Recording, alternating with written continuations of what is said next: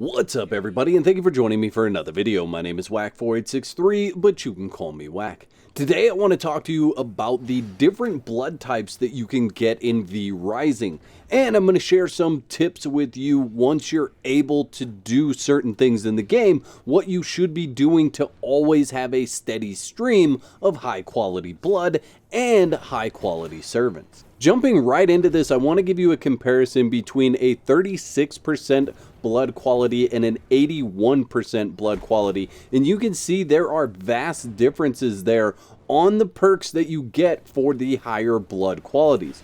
Obviously 100% is going to be tier 5, and you're going to get all the bonuses for that type of blood. You can see in the 36% range, we got part of the way between the 12 and 25% increased spell power, and just a little bit of tier 2, which is 8 to 15% reduced cooldowns on spells. And then for the 81%, you can see I almost filled out the tier 1 at the 25% increased spell. And then in tier 2, it's just a little bit less than tier 1, and I unlocked tier 3 as well, and that one's about middle of the road.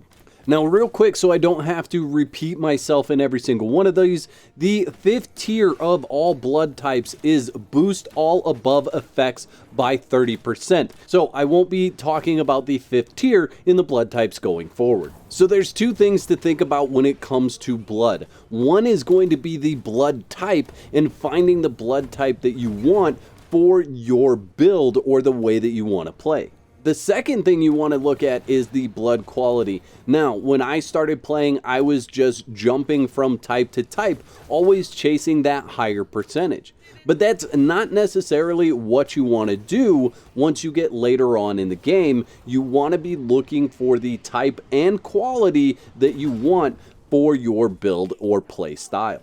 So let's start by looking at the different blood types. And the first one we're going to look at is Brute.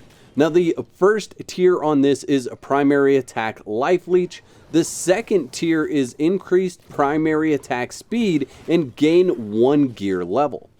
The third tier is healing received increased by 20 to 35%. Heal self for 4% of your victim's health when striking a killing blow.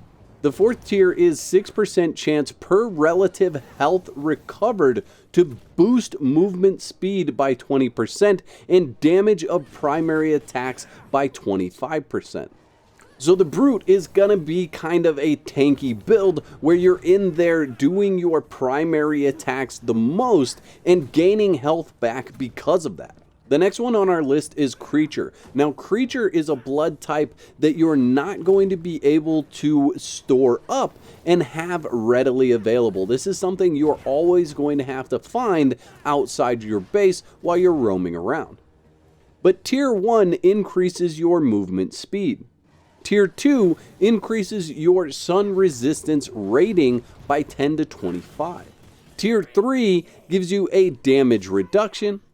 Tier 4 increases your health regeneration by 150%. Now this is definitely a good type to run around with if you're out during the day, and it does give you a nice set of balanced things to use.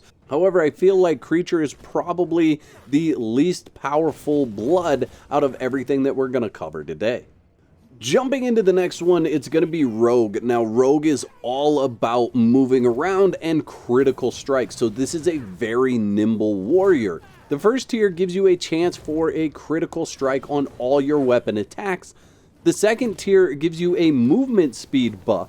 The third tier reduces the cooldown on travel skill and gives you a 100% chance to critical strike on the next physical attack after using a travel skill. The fourth tier gives you a 50% chance on critical strike to expose victims' armor, increasing damage taken from all sources by 15% for 4 seconds. Jumping into the Scholar blood type, this is what you want if you are heavy into the different spells and the different magic abilities. You can see Tier 1 gives you increased spell power. Tier 2 reduces the cooldown on spells. Tier 3 gives you spell life leech, so as you are casting spells, you're going to be receiving life from that enemy. Tier 4 gives you a chance to reset a spell cooldown on cast. On down the list to warrior, let's look at what you get here. With tier 1, you get increased physical power. Tier 2, reduce cooldown on weapon skills. Tier 3, reduce damage taken and 25% increased damage when striking enemies at full health. Tier 4, 15% chance to parry an attack, reducing damage taken by 50%. Parrying attack increases your own damage by 25%. And Tier 5 again boosts all above effects by 30%.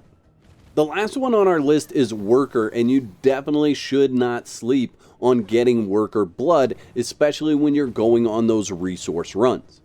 The first tier on here is a 10 to 30% increased resource yield. That is a lot of extra resources, especially when you're going after iron or copper or some of those more rare resources that you have to harvest. Tier 2, increased damage against resource objects. So not only are you yielding more, but you are doing it faster.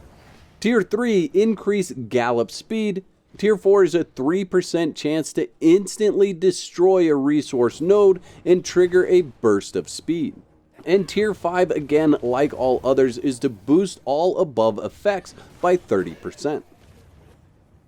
Now, as soon as you have the ability to track Vincent the Frostbringer, I suggest that you do that. The reason being is he unlocks the prison cells. Now, the great thing about the prison cell is you're actually able to load NPCs in there and extract blood from them. Now, this is a process in and of themselves, balancing the amount of blood you're taking from them, the healing that you're doing, and also their misery. But here's the tip that I have for you. Load the NPC with the highest blood that you can get into these prison cells.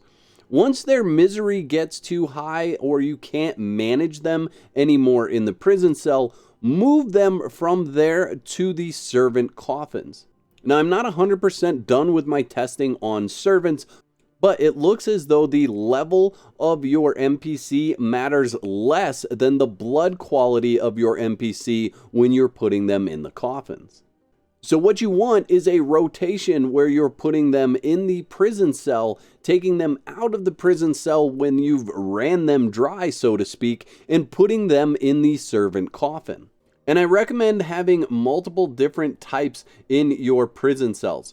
Additionally, you can build as many prison cells as you want, so you should always have an empty one in case you come across an amazing blood quality and you want to be able to harvest that blood. If you're just simply consuming them when you're out and about, you are only getting to use that blood one time. Where if you bring them back to the prison cell and load them in there, you're able to harvest that blood and use it multiple times over and over again. This way you also never have to worry about needing some certain type of blood or a better blood quality to go out and defeat a boss. You should have this on hand in a chest and ready to go.